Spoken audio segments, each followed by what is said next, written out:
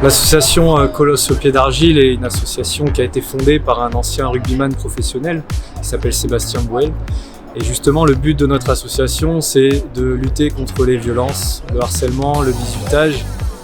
Et on se sert justement de l'histoire de Sébastien qui malheureusement a été victime quand il était enfant. On se sert de ça pour expliquer et raconter à un maximum de gens que si malheureusement ces choses arrivent, il faut réussir à en parler et ça le plus rapidement possible et qu'on peut aussi les accompagner par rapport à toutes ces choses-là. Nos objectifs, c'est d'aller voir un maximum de personnes, que ce soit des enfants, des adolescents, des adultes, des éducateurs, des encadrants, toute personne qui serait responsable d'un groupe mineur pour justement leur faire cette prévention sur cette thématique-là et aussi pouvoir aussi les accompagner en cas de besoin.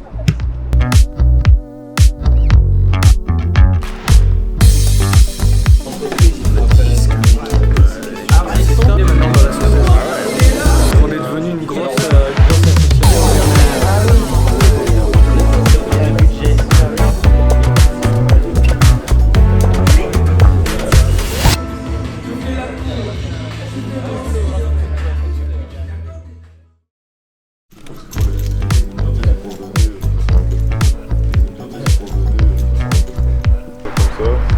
on va se mettre en rond devant.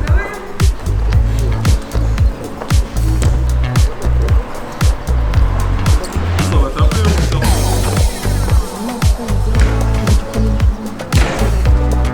Dans des coutures, il y a d'autres pratiques adaptées. Bon, on a fait du foot en marchant, mais vous pouvez solliciter Pierre-Étienne de Millier, je ne sais pas si vous connaissez, pour qui vous aide à mettre en place d'autres pratiques telles que le foot golf, le foot pétanque ou aussi le foot foot.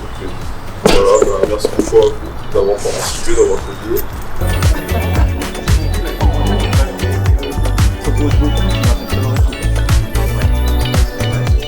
Cette saison, c'est la deuxième saison puisqu'on a intégré le dispositif la saison passée.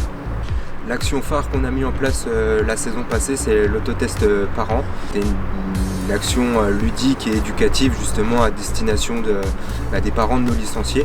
Une action qui a fait un petit peu de chemin puisqu'on a eu la chance d'être récompensé et d'être primé en tant qu'action du mois au niveau national.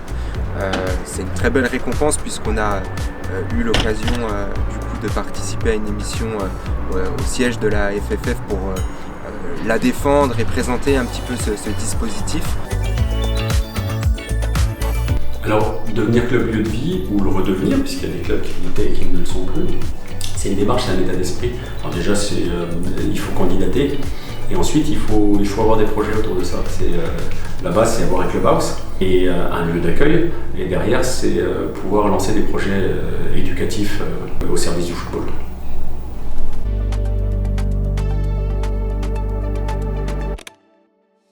L'intérêt, c'est de pouvoir rencontrer des gens différents, partager des idées, et c'est ce qu'on a vécu avec nos oreilles furtives, on va dire, hein, puisqu'on n'était pas là en permanence sur la journée du séminaire, mais on a vécu quand même des moments forts, déjà de partager des valeurs de nos territoires. Hein. On avait eu la bonne idée d'inviter les gens qui viennent dans leur terroir apporter leur savoir-faire, et on a pu le déguster tous ensemble. C'est les valeurs de l'engagement. On va penser que si un jour on arrive, les minots de nos petits clubs vont aller faire une journée de partage avec des gens d'un EHPAD, et pas péjoratif, un lieu de vie qui est des fois un peu difficile pour eux, ça peut être une belle aventure.